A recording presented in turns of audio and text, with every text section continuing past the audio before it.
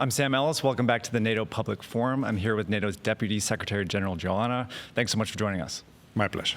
My first question is, I think a lot of people view this summit as kind of a black box. They don't quite understand what's going on the inside. I'm curious if you could explain a little bit about what you hope to achieve at this summit and how did it go? Listen, a summit is, if you want, a culmination of a full year of work in NATO. Mm-hmm. Because to reach the decisions that our leaders are taking here, we have to work to reach consensus on every single decision. So it's an immense work behind us. But like always, we come to this summit at the place where this alliance has been born 75 years ago with a deep sense of history and gratitude to our founding fathers. Mm-hmm.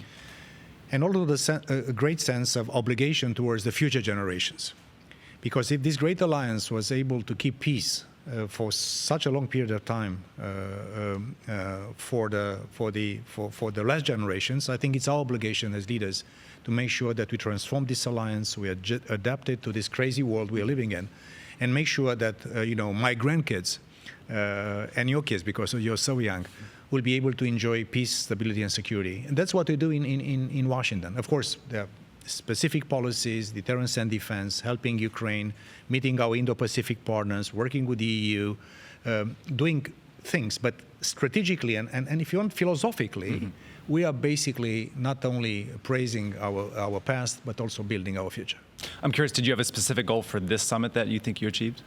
I think we cemented, I think, the support for Ukraine. Mm-hmm. That's good.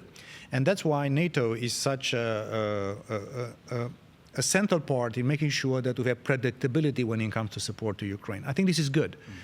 Because if, God forbid, Russia would prevail in Ukraine, this will really be bad for European security. This will be incentive for China and others, or Iran or North Korea, to really go the same way. So that's good, mm-hmm. a good result.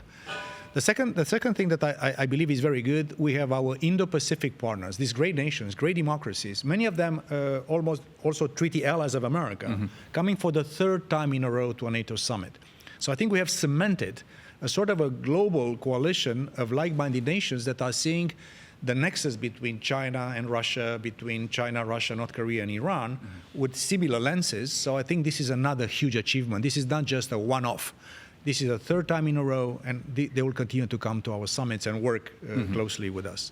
And the third and the most important part also for me, because I chair innovation in NATO, we are also adapting NATO to the immense technological revolutions that are basically changing everything we do, from healthcare to national security and from education to climate change. Mm-hmm.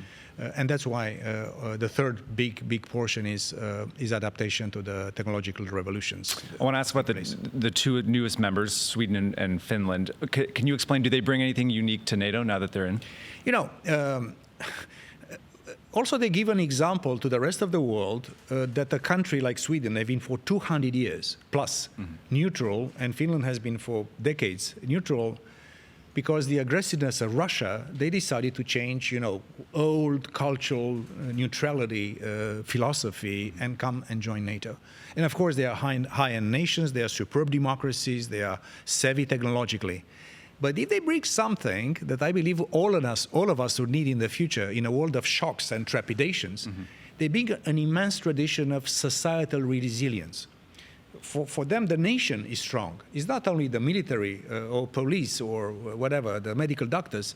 So I think what they're bringing to us is superb geography, technological sophistication, high-end armed forces, but a culture of societal resilience that I believe will be needed, because we'll be living in a world of a lot of upheavals and shocks. So I think they're bringing to us a lot, and we are very happy to have them around the table. Deputy Secretary General, thanks so much for joining us. Thanks for watching.